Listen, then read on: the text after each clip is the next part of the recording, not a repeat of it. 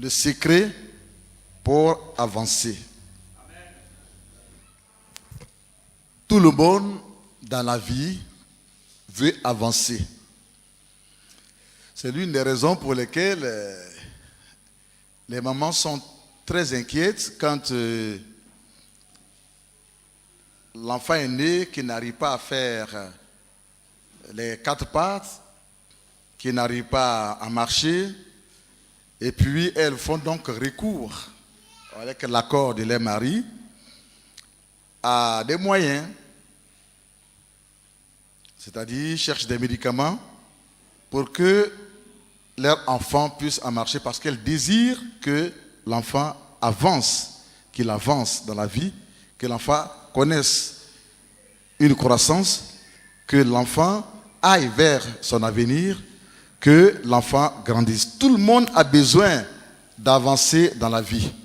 J'ai parlé d'enfants, mais même les jeunes et les grandes personnes, même celles qui sont encore plus grandes, ont besoin d'avancer dans la vie. Mon père était déjà très âgé quand il planifiait. Il planifiait dans une région à Divo où la culture du cacao, du café est beaucoup développée, mais il planifiait même de faire de nouveaux champs. C'est-à-dire qu'il planifiait de faire un champ de palmiers, parce qu'il a vu ses amis faire cela dans la région de Dabou, et de EVA. Dommage, il n'a pas pu atteindre son objectif, mais bien qu'il était âgé, il planifiait déjà cela. C'est-à-dire qu'il voulait toujours avancer dans la vie. C'est inné dans l'homme. Il n'a pas pu faire cela. Et puis le Seigneur l'a repris. Mais Dieu a permis que son fils que je suis, que je puisse, n'est-ce pas, terminer ses projets. Et j'ai pu faire donc ces 2 champs, de palmiers et de VA. Gloire à Dieu. Tout le monde donc a besoin d'avancer dans la vie. Et la seule chose qui se dresse entre celui qui veut faire quelque chose pour avancer dans la vie et lui, la seule chose qui peut se dresser, sinon qui se dresse entre celui qui veut avancer, qui veut entreprendre, qui veut commencer quelque chose, commencer un commerce, commencer un projet, commencer une plantation. La seule chose qui se dresse entre lui, l'homme là, ou bien la femme là, et ce projet là, et cette chose là, c'est 2 choses. La peur d'échouer.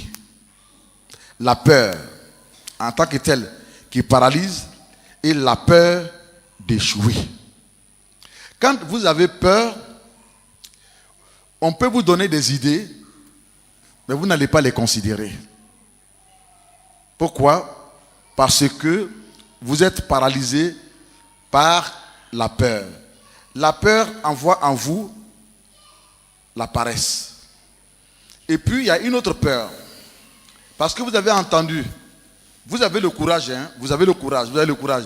Mais parce que quelqu'un, il est venu vous dire que lui, il a fait cette chose. Il a commencé et puis il a échoué. Du coup, net, il y a une peur qui vient en vous. Cette peur-là, on l'appelle la peur d'échouer.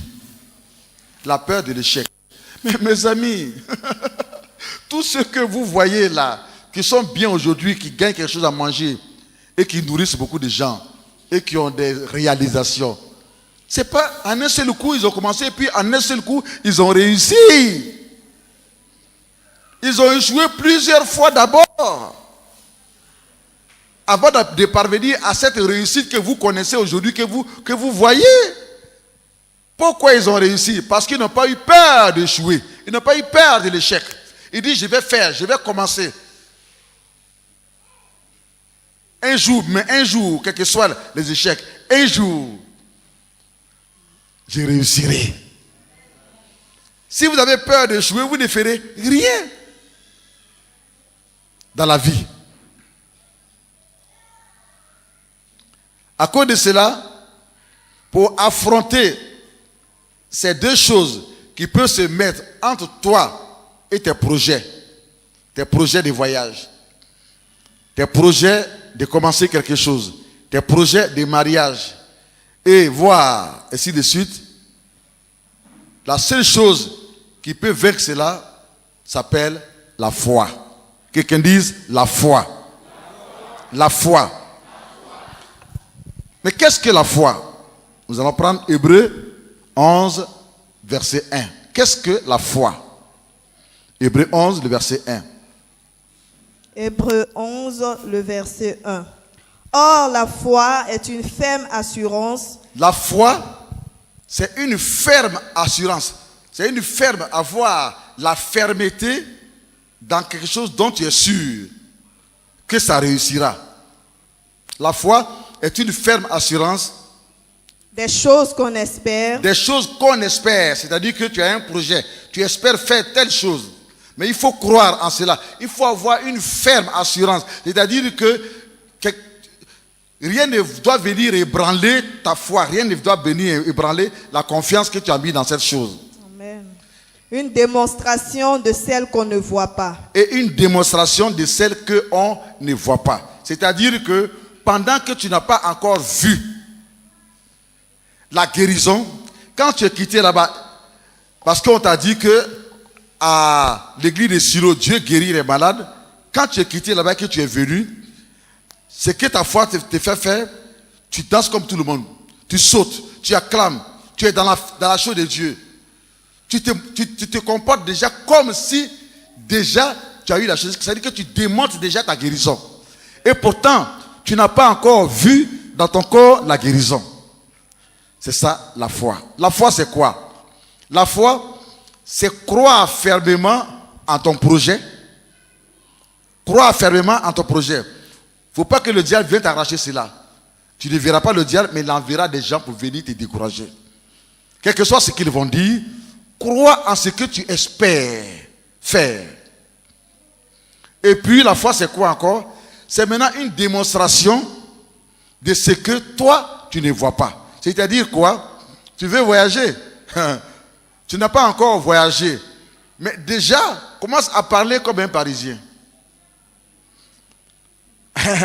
Parce que quand tu vas aller parler français de chez nous ici, là, le blanc, là, il va dire, hein? Mais qu'est-ce qu'il dit? Mais je n'entends rien. Mais qu'est-ce qu'il... Il va te poser des questions jusqu'à avant de comprendre. Donc, il faut t'adapter en même temps. Commence déjà, bonjour. Ah, les gens disent, mais il dit quoi même? Toi qui as mangé fous-toi et nous, tu blagues qui? Oh, toi tu as tes plats. Il dit, mais qu'est-ce que vous dites?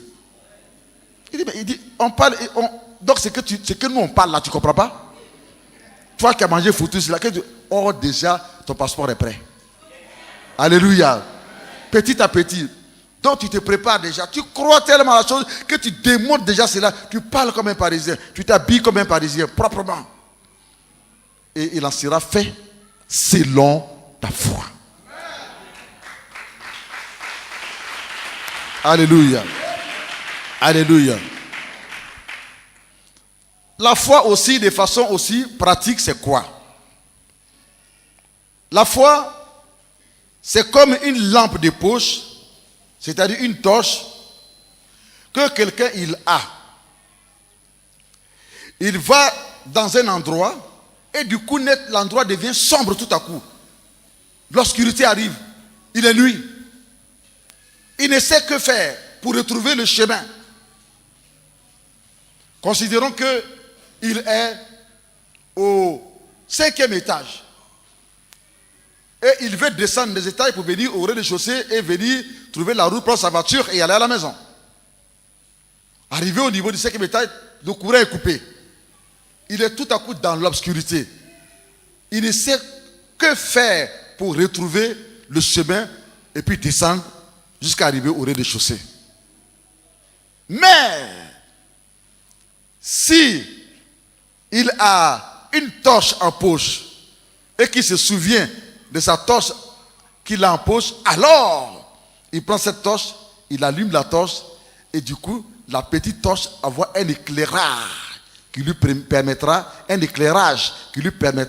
de retrouver le chemin de retour jusqu'à la maison, chez lui, malgré l'obscurité, malgré les ténèbres.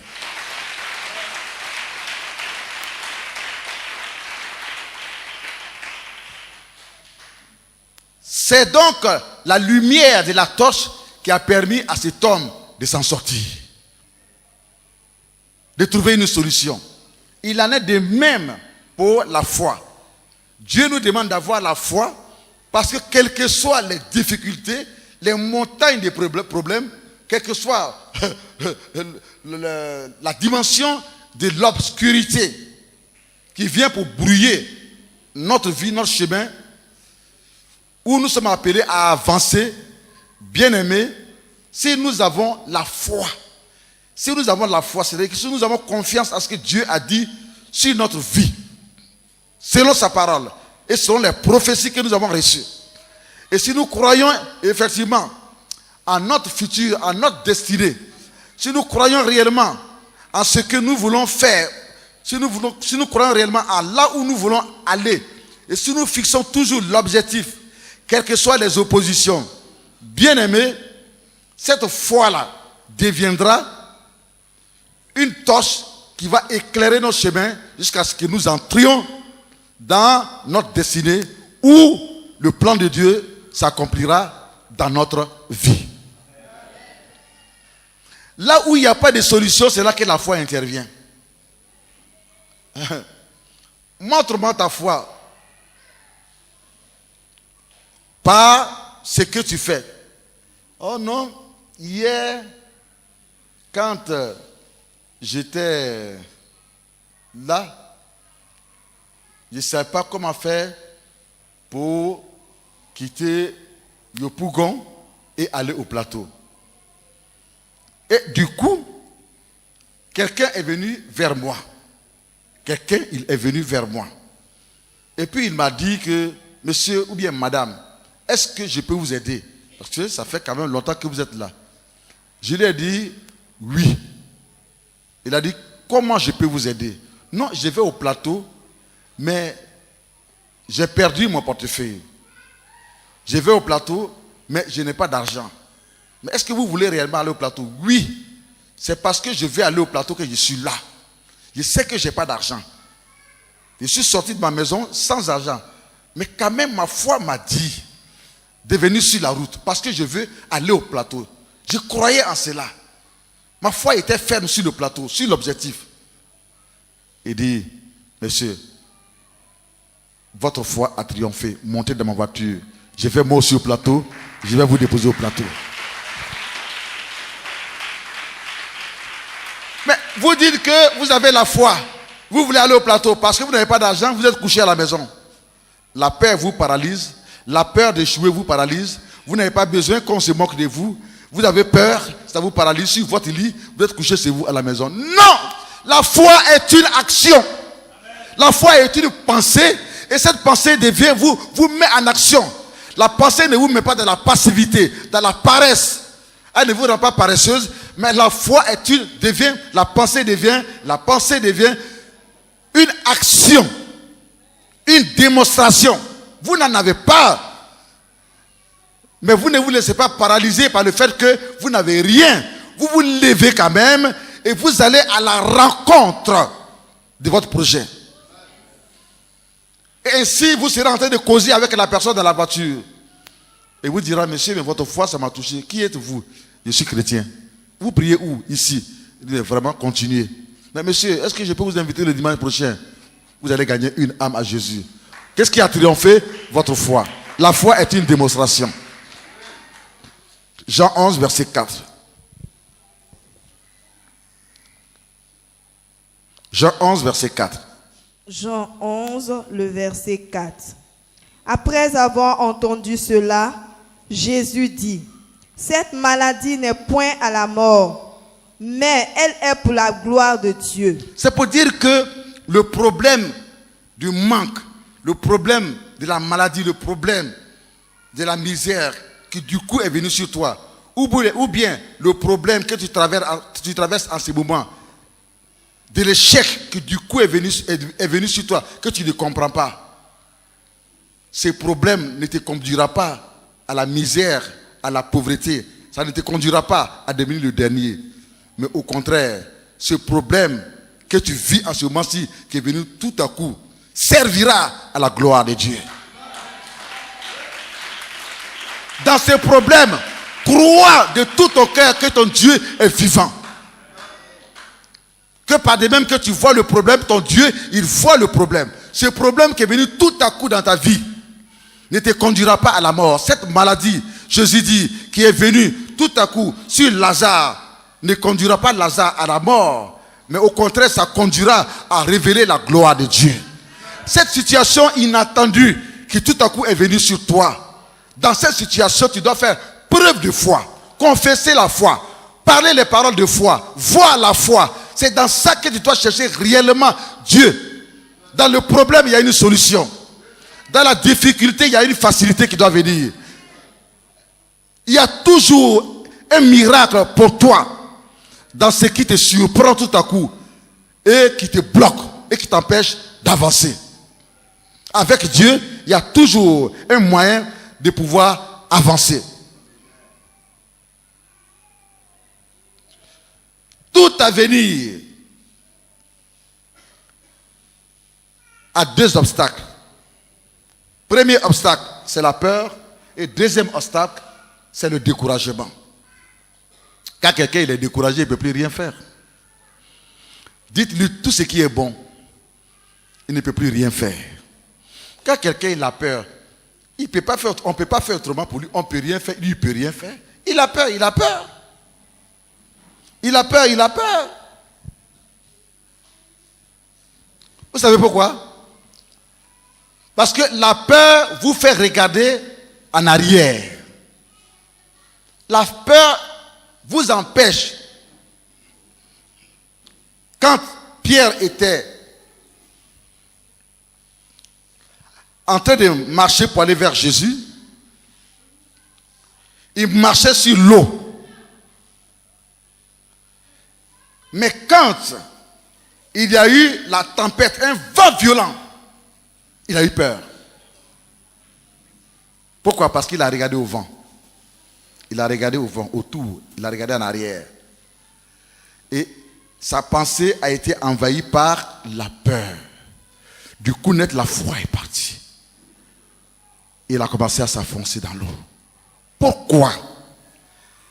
Mais tout simplement parce que la peur l'a amené à détourner ses regards de l'objectif de Jésus, de là où il voulait aller, pour lequel il avançait. Et il a regardé à gauche, à droite, et voit même autour de lui et derrière. La peur vous empêche d'avancer vers l'objectif, mais plutôt ça vous conduit à regarder autour de vous et à regarder en arrière. Et ça rend donc difficile votre marche vers le bonheur, vers la réussite. Car, sachez une chose, quand vous commencez un commerce ou quelque chose, un travail ou bien tout ce qui peut être bon dans votre vie pour votre avenir, la construction, ainsi de suite, ayez en esprit que vous aurez toujours des obstacles, que vous serez combattu. Ça, n'enlevez pas ça dans votre tête. Mais ayez aussi en vous que, quand l'obstacle viendra, vous n'êtes pas seul, Dieu sera avec vous comme Jésus était dans le bateau avec Pierre et les autres disciples. Et que quand cette tempête, cet obstacle, quand ce problème dépassera vos forces, Jésus sera là pour vous aider et calmera, n'est-ce pas, cette tempête. Ça, ayez toujours ça en esprit. Ne pensez pas que vous êtes seul dans les démarches que vous faites quand vous êtes un enfant de Dieu. Vous n'êtes plus seul. Jésus est avec vous. Chaque pas que vous faites, il est avec vous. Et ce qu'il attend de vous, c'est que quand un problème viendra, comptez sur lui. Et ne doutez pas. Et n'ayez pas peur. Et ne vous découragez pas. Non. Ne regardez pas en arrière.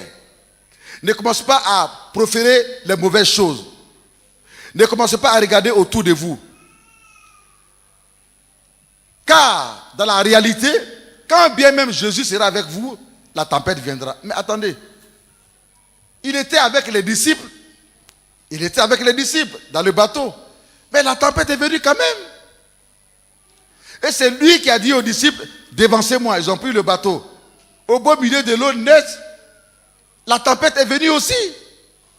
Quand bien même c'est lui, Jésus, qui leur a dit. Donc, vous pouvez recevoir une prophétie, c'est-à-dire que Dieu utilise son serviteur pour vous donner la prophétie. Vous pouvez avoir été appelé par Dieu, et puis il utilise son serviteur pour vous envoyer en mission. Ça ne veut pas dire que vous n'allez pas rencontrer des obstacles. Vous rencontrerez des obstacles.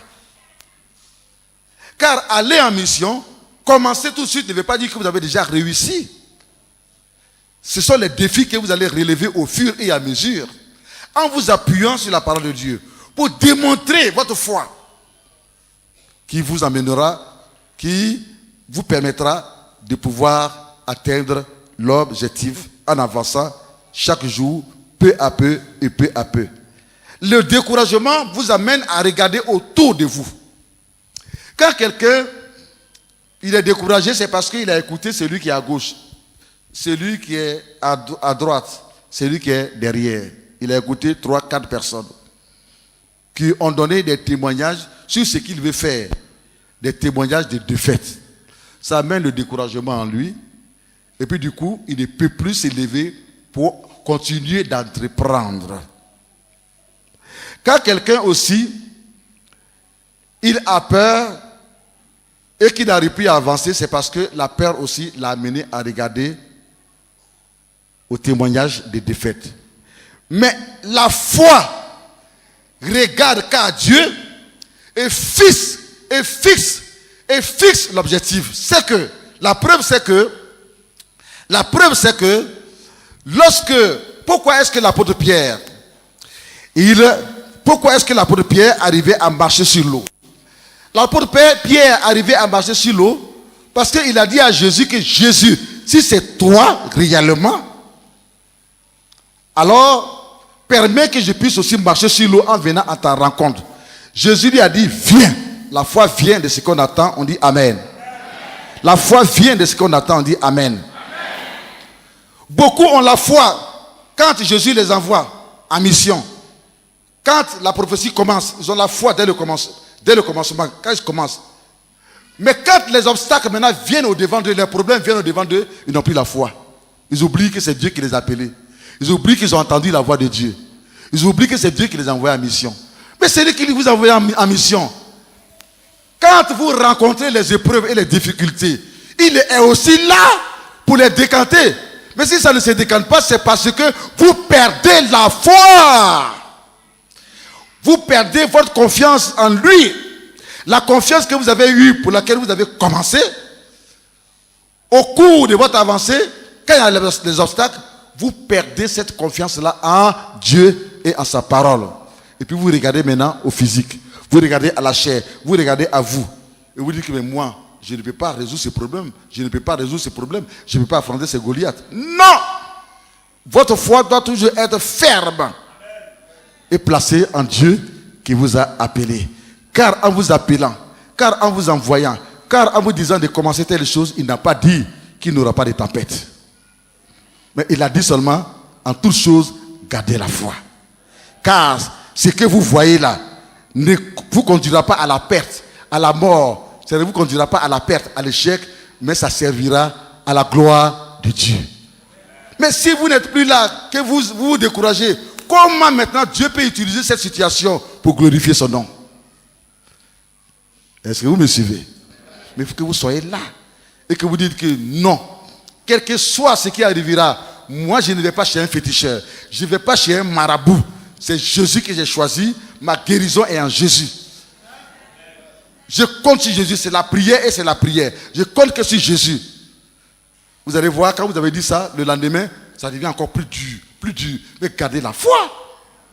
Il faut que vous démontrez la foi. La foi se démontre. Ce n'est pas seulement dans les paroles. Ce que vous avez dit là, on veut voir maintenant. Le Dieu vous attaquera plus fort. La maladie deviendra plus grave. Le problème deviendra plus grave, plus difficile. Demeurez ferme dans votre foi. Alléluia. Demeurez ferme dans votre foi. N'allez pas chez les féticheurs. N'allez pas chez les marabouts. Ne changez pas de méthode. Demeurez dans la méthode de la foi. Et avancez. Et louez Dieu. Et chanter. Et prier Dieu. Et aller à l'église. Et acclamer le Seigneur. Au fur et à mesure. Alors, Dieu, ayant vu votre confiance en lui, il dira, sur la terre, j'ai un fils, j'ai une fille sur laquelle je peux compter. Elle n'a pas besoin de beaucoup de prières. Sa foi a triomphé sur les situations et les événements. Je vais me glorifier dans sa situation. Il vous donnera une bénédiction lumineuse. Une bénédiction que tout le monde verra. Même s'ils sont à 1000 km, les gens entendront parler et les gens verront cette bénédiction. Dans le nom de Jésus. Alléluia. Alléluia. Alléluia. Des fois, nous sommes déjà au devant de notre miracle, de notre bénédiction, de notre succès. Et puis nous abandonnons. Le plus grand combat se passe à la porte. À la porte. À la porte. Regardez. La Bible dit que quand Simon-Pierre a commencé à se noyer, l'apôtre Simon-Pierre, il a commencé à se noyer, il a quand même crié. Oh, Rabbi, maître, sauve-moi. Sauve-moi. Et la Bible dit que Jésus a fait un pas. Un pas. Il a fait seulement un pas. Et puis il a pris la main de Pierre. C'est-à-dire que Pierre était donc à 1 mètre de son succès, à 1 mètre de son exploit, à 1 mètre de son grand exploit. Il ne suffit donc pas de commencer, mais il faut achever, il faut terminer. On dit que Pierre a marché sur l'eau, mais est-ce qu'il allait jusqu'au bout? Non, le témoignage ne finit pas bien. On dit qu'il a douté, il a eu peur. Ce qui envoie l'exploit et qui donne un nom, c'est quand vous continuez jusqu'à ce que vous arrivez à l'exploit, à remporter le prix. Donc, quelquefois, les plus grands combats, les problèmes, ça quitte ici, les épreuves, quand ça vient de gauche à droite, ça veut dire que vous êtes à un pas, à quelques minutes, à quelques jours seulement de votre miracle. Donc, il faut tenir bon. Il faut pratiquer la foi. Il faut penser la foi. Il faut parler la foi. Il faut prophétiser la foi. Oui, la foi est la foi. Oui, la foi est la foi. Oui, la foi est la foi. Là, ce n'est plus combat de jeûne. Ce n'est plus combat de prière. Mais c'est un combat prophétique. C'est un combat maintenant prophétique. Goliath dit, il dit à David, il dit, petit poussin, je vais marcher sur toi. Mon pied, un seul pied seulement, va marcher sur toi. Je vais t'écraser. Et puis je vais te jeter là-bas. Et puis les coqs là, ils vont te manger. Les oiseaux du ciel vont te manger. Et c'est David a dit, bon, attends-moi, hein, je m'avais gêné. Attends-moi, je m'avais prié et gêné. Non. Comment? On a dit que celui qui tue Goliath, il aura la fille du roi. C'est-à-dire qu'il entre dans la cour du roi. Il rentre dans la cour du président. Il rentre dans l'intimité du président. L'objectif était là. Le but était là. David dit, en plus, il insulte le Dieu de l'armée d'Israël. Et puis tout le monde tremble. Qu'est-ce qui les faisait trembler? La peur, le découragement. Mais lui, il s'est mis au-dessus de tout ça et il a vu son Dieu. Il dit, combat. Les lions viennent manger mes moutons. Je les attrape par la force de Dieu. Je les tue. Les loups. C'est pas celui-là qui est incirconcis que Dieu ne me livrera pas. Qu'est-ce qu'il parle? La foi. Goliath prophétise la défaite de David. Mais David lui dit, toi où tu es, tout le monde a eu peur de toi parce qu'on pense que tu es géant. Mais moi je te vois où tu es là. Tu n'es rien. Tu n'es pas un géant. Devant moi, au contraire, tu es un petit aujourd'hui là. Je trancherai ta tête. Je vais trancher ta tête. Et les oiseaux du ciel vont picorer dans tes yeux. C'est le combat de la foi. Il est à un pas de la réussite. On ne recule plus. Goliath lui fait peur, l'intimide, l'influence avec des paroles. Tu sais combien de personnes j'ai vaincu? Même toute cette armée-là. Ça fait 40 jours, ils ont peur de moi.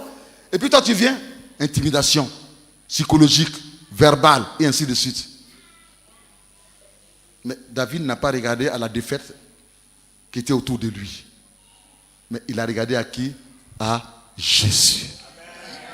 Qu'il a appelé et qui a mis au devant de lui une opportunité pour qu'il entre. Les prophéties étaient sur lui, mais il faut qu'il entre maintenant dans la cour royale pour apprendre comment on devient roi pour être demain sur le trône. On ne monte pas comme ça sur le trône. C'était l'enfant d'un planteur. C'est l'enfant d'un éleveur. Ce qu'il savait faire, c'est élever les animaux. Il ne savait pas comment on dirige un pays, comment on dirige des gens. Mais pourtant, la prophétie était sur lui. Donc, il n'allait pas quitter là-bas, en brousse, avec les odeurs des animaux, et puis ça va sur le trône. Non, Dieu ne travaille pas comme ça. Dieu a mis sur lui une occasion, une opportunité qu'il devait saisir pour entrer dans la cour du roi. Afin que le roi, même si le roi n'était plus le roi selon la volonté de Dieu, mais afin que le roi puisse le coacher, pour lui apprendre, n'est-ce pas, le coaching pour devenir un président, pour devenir le roi. Alléluia. Alléluia. Il était à un pas.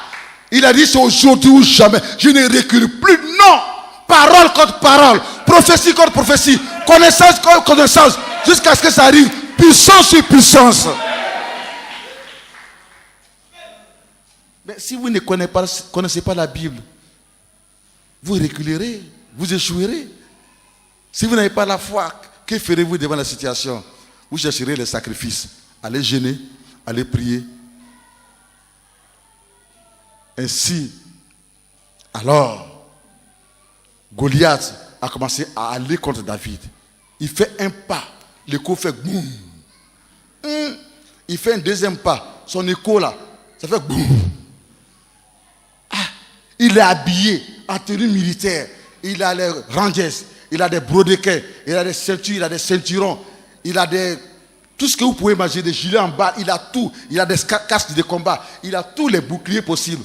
Pour que, si on tire sur lui, rien ne rentre.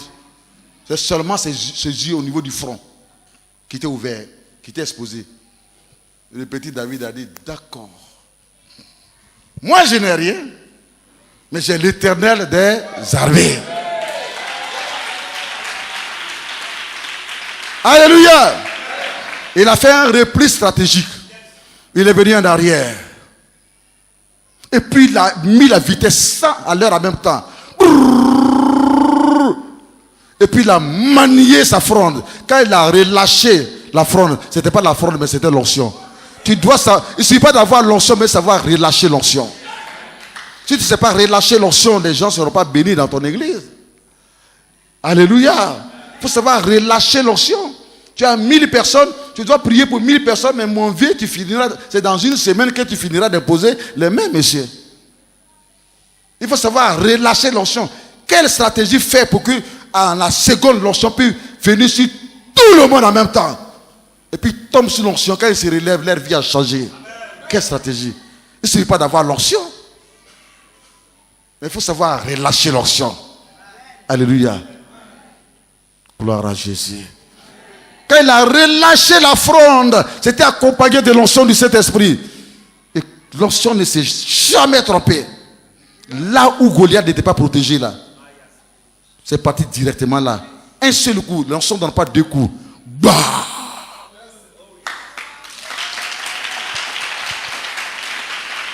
Écoutez bien. Vous savez la parole qui est sortie de la bouche de Goliath? Une parole de défaite. Il dit, Maou. Il dit, Maou. Ce qui veut dire, en français, c'est fini pour moi, je suis mort. Lui-même qui prononçait les paroles de ceux-là, il a prononcé la mort sur lui. Quand il est tombé, le petit a couru. Et ce que le petit a prophétisé par le Saint-Esprit s'est accompli. Il a coupé sa tête avec, n'est-ce pas, son couteau. Il a coupé sa tête et puis il a soulevé sa tête comme cela. Alléluia! Il y a un Goliath entre toi et ton projet. Il y a un Goliath entre toi et ton avenir. Il y a un Goliath entre toi et ta guérison. Tu sais pourquoi tu ne guéris pas jusqu'à présent? Il y a un Goliath qui est là. Ce Goliath doit tomber. Alléluia. Mais il faut la foi. Ne recule pas. N'aie pas peur. Ne parle pas beaucoup. Dieu est bon et il restera toujours bon. Dieu est prêt. Il est avec toi pour te faire avoir l'exploit, pour te donner l'exploit. Mais utilise les méthodes et les stratégies de Dieu. Prophétise ta victoire. Prophétise ta résurrection. Prophétise ta guérison. Car la situation qui t'arrive ne te conduira pas à la perte, à la misère, à la pauvreté, à la mort. Mais c'est arrivé pour que Dieu s'en serve, pour glorifier son nom, pour magnifier son nom. Seulement il attend maintenant. Qu'est-ce que tu dois faire? Commence à te réjouir. Comporte-toi comme celui qui n'est même pas malade. Comporte-toi comme celui qui n'a pas de problème. Prophétise la bénédiction sur toi. Prophétise la bénédiction sur toi. Sois le premier à aller à l'église. Sois le premier maintenant à aller à l'église. Sois le premier à aller à l'église. Sois le premier à aller à l'église. Alléluia. Alléluia. Et ainsi, tu auras la victoire. Et tu atteindras le but. Rosée,